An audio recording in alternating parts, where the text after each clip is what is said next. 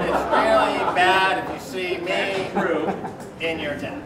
The people in Dublin learned this the hard way. The people in Iceland, we were there a year before the entire economy crashed. The krona crashed. This is also true recently in Greece. Things are kicking off there. The economy is collapsing. And we try to visit these places. And the story is generally the same, whether it's Iceland or Greece or Ireland. You've got a group of international bankers who have figured out ways to attack these countries' economies using financial instruments, derivatives, to cash in on countries collapsing. So in the case of Iceland, when we were there, I was talking to bankers from Wall Street, and they were pretty open about discussing with us the fact that the economy goes ramped up, debt's 10 times GDP, we made huge fees on the way up, we're about to whack this piñata hard, take it down, we're going to make a killing on the way down, and pretty open about their interest in destroying the country.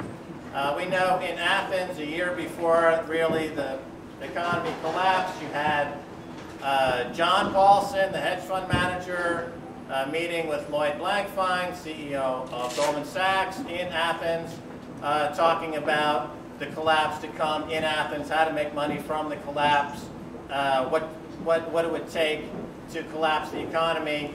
You know, when you read in the paper about bailouts and $100 billion bailouts, it's really quite silly, because for every €100 billion bailout for a country like Greece, of course, Wall Street can create $1 trillion in credit default swaps, overwhelm any bets made to support that country and destroy that country. And also, when we were in Athens, we showed up on a day, there was a lot of tear gas, a lot of confusion, and I got separated from Stacy.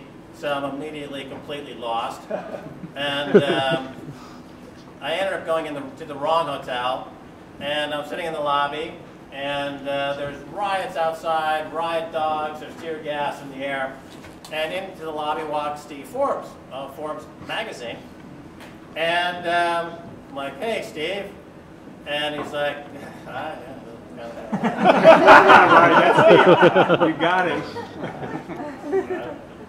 And so he's like, "Are you here for the conference?" I'm like, yeah, absolutely. And so he's here. He was there for the International Chamber of Commerce, and they're there discussing how to carve up Greece's assets at 50 feet from these rocks and bricks hitting the glass and breaking all the glass. But if they've got their cadre of blacked out windowed SUVs, they've got the Blackwater guys on contract protecting them, and they didn't seem too worried about it. And in fact, why should they worry about it? Because there's no force out there that's going to oppose what's happening in Greece. The news this week is that they're going to basically try to sell a few billion in assets every 2 weeks. Every 14 or 15 days, there's going to be a sale of an asset, big assets. They're going to acquire that country essentially for pennies on the dollar. The people of Greece have lost their sovereignty. The deal with Merkel and Sarkozy in France for a new Eurozone bond market and fiscal coordination means that, in a year or two, we're talking about Europe is going to be reporting to central banks run out of Berlin for the most part. And the austerity that the people are experiencing, whether it's Greece or Ireland or now soon to be Portugal, Italy is on the radar, Spain, it's completely there as a result of wholesale financial rape. We're talking about financial rape victims who have been unmercifully financially raped by, the names, Lloyd Blankfein, Jamie Dimon, over there at JP Morgan, you got Citigroup, you've got all the bankers at Wells Fargo, who's now, they bought Wachovia. Wachovia caught laundering $230 billion in Mexican drug cartel money. They had to pay a small, multi-million-dollar fine. Was there ever any discussion about this? The fact that they got caught laundering hundreds of billions of dollars of Mexican drug money? Oh, and a few weeks later, Operation Fast and Furious. Yeah, the U.S. is running guns down to Mexico to the Mexican drug cartels. But it's all good. So what did you say to Steve Forbes? We'll take questions at the end of this presentation. I don't want to lose my train of thought or go on too many wild digressions, because my digressions tend to spawn other digressions, and then we'll be talking about, gardening strawberries in London on a rooftop somewhere. So, where was I? Oh yeah. These austerity measures are really the people are suffering to pay for these banks'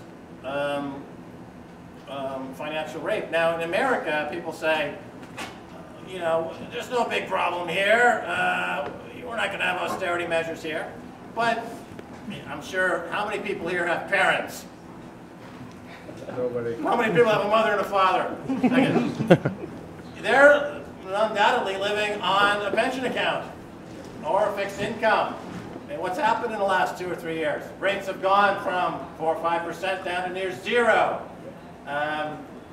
Why is that? Oh, well, it's essentially to subsidize the same machinations and the same financing that goes on to create these weapons of mass financial destruction, these derivatives. They're being subsidized by people on a pension, people living on a fixed income, people trying to make do on their savings.